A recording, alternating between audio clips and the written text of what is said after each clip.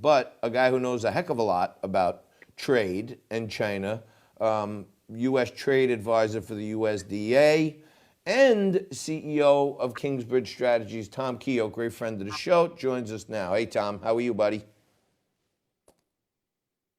Hey, Tom. Good afternoon, John. How are you? I'm doing good. Looking very scholarly today, my friend, with the shades on and everything. You're looking good. Well, Nico patched me in a little earlier, and I heard your tirade about you get up every morning and shower and shave and put a suit on. I told Nick, tell John I'll have a jacket and tie on. I ran and got my jacket and tie. No, I mean, look, it's if I wasn't doing the right now, I mean, I do the show usually in the city, and then I float around the city doing my regular business. I'm always wearing a suit, but if I didn't have the show right now from home, I would probably be just slouching around in my pajamas still. Mentally draining this whole thing.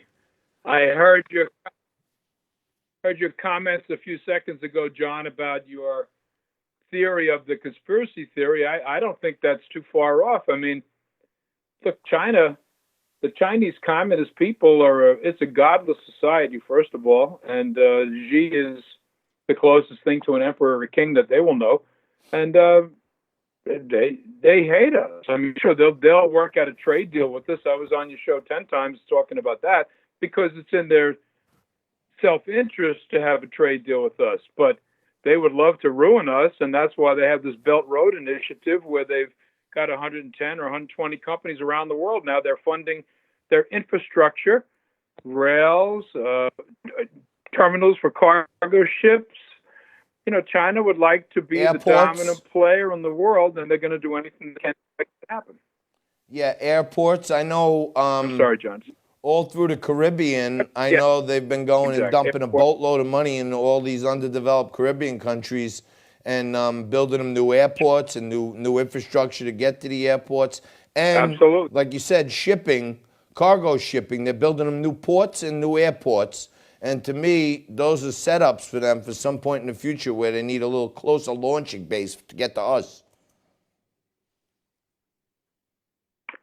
Well, they were also loaning or pretty much giving this money to these underdeveloped countries at no interest. And now with this coronavirus, a lot of these countries are broke. So China will just move in and take control of the facilities or whatever infrastructure was that they funded. And that was their whole plan all along, to have a toehold in all these countries around the world and to be able to start to dictate policy, almost like Bernie Sanders, not totally conceding and wanting to get his plank into Biden's platform. It's the same thing, but with China's a little bit more sinister. Right. And Tommy, people don't really understand because the president, I guess, kind of has to have this give and take with China to say, hey, I got a good relationship with Xi, but they got to stop doing, he's got to play their game semantically, right?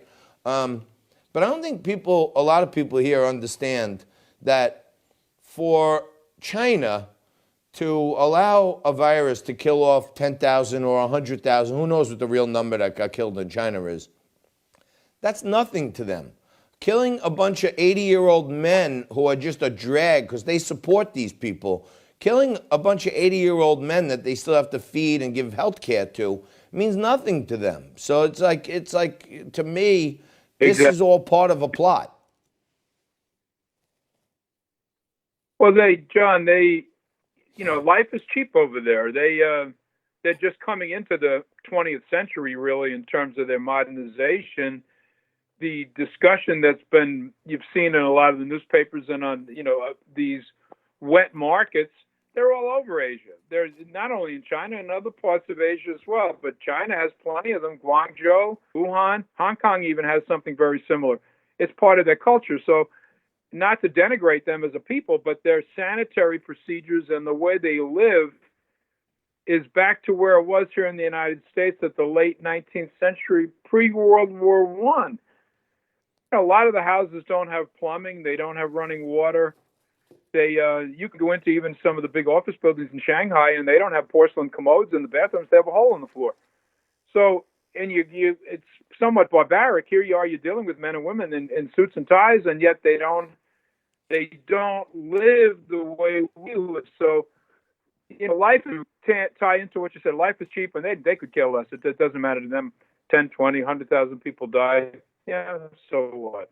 Yeah, Tom, when you're talking about how, some of the people don't have running water and their power and everything else, a good friend of mine who's an analyst for another company was doing this is about 10 years ago, doing this deep dive on China's misreporting of their economic statistics.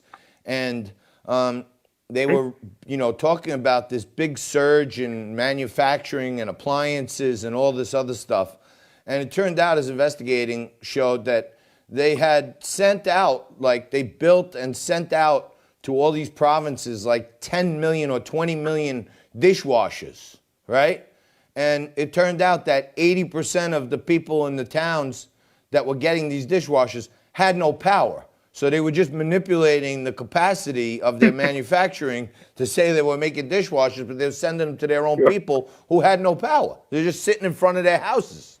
Well, not only that, the company that makes the dishwashers is probably a state-owned enterprise. It's owned by the government of China, and the CEO of those companies they're not hired by merit. They don't hire young men and women out of top universities. Quite often, they have to work their way through the Communist Party of China, and if they're a loyal party boss, then they get brought into the money side of the action, running one of the corporations. So, who's to believe what they're saying? That's why in the Phase 1 deal that Ambassador Lighthizer struck recently and that we approved in January, that there are verifiable steps where they have, we're able to check what they're doing. They just can't say willy-nilly, oh, yeah, we're going to sign on to this deal and everything's going to be great.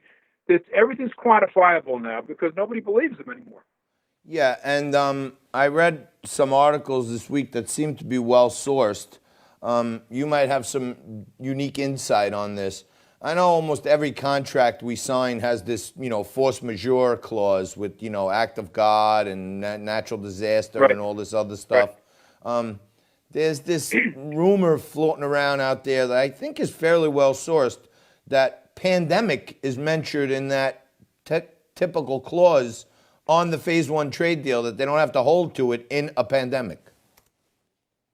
I don't know, but I could tell you what. The workman's comp insurance companies in New York State are using it as an out not to pay workman's comp on anybody that gets sick from the pandemic. So figure that out. So it very, very possibly could be in there, John.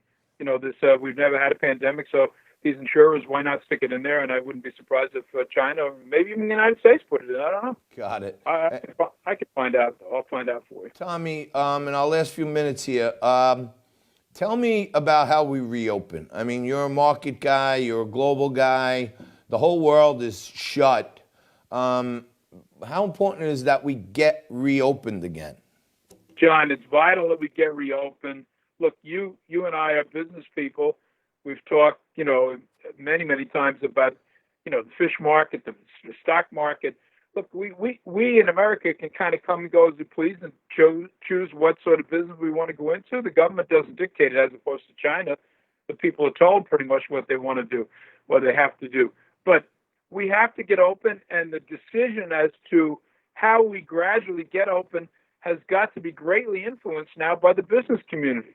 Look, Andrew Cuomo, and all the other governors of the 50 states, they've done what they had to do to control and not control this, coronavirus, and dispense with the masks and the ventilators and the testing equipment. But now it's time for the small business people to be influencing their town and village and county, elected officials, and say, look, this is what we're going to do. And by the way, government can't tell you how to jumpstart your business. They don't have. How is Andrew Cuomo, who's been drawing a paycheck from the government since he graduated from law school, going to tell you or me how to jumpstart our business? He can't. So business people have to have a big say now into how this rolls out and how it gets started back up again. Like on Long Island, from the Queens border, what I'm talking about, Staten Island too, where you live. How many marinas are there on Staten Island? Probably 50 or 100. Those people can't go back. The governor finally on Friday said that the marina operators could go back to work. But look, marina operators have a short season. By the end of September, they're done.